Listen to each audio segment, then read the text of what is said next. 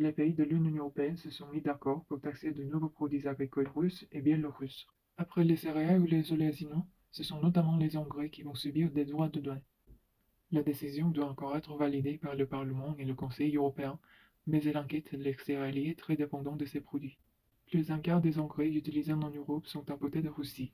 Tout en haut des préoccupations des céréaliers français, les engrais azotés, produits à bas coût par la Russie grâce à ses réserves de gaz abondantes. Les surtaxés menacent toute une filière, alerte Philippe Eusel, de l'Association générale des producteurs de blé et céréales. Sans engrais azotés, il est difficile de produire une céréale de façon concurrentielle. C'est un engrais qui est un levier de productivité. Si on augmente le coût de ces engrais, notre coût de production des céréales augmente très fortement. Or, on ne peut pas le perpétuer sur le marché, explique Philippe Eusel. Pour amortir le choc, Busset prévoit une hausse des taxes progressive étalée sur 3 ans. Si la décision doit encore être validée par le Parlement et le Conseil européen, elle a déjà des répercussions sur le cours de l'engrais. Pour un engrais azoté de base, on a pris 30% d'augmentation depuis le 1er janvier, rien qu'à la rumeur de taxation des engrais russes. Alors si elle devait mettre en place, on est à peu près sûr que le marché va se maintenir à des niveaux très très élevés. Et c'est notre crainte principale.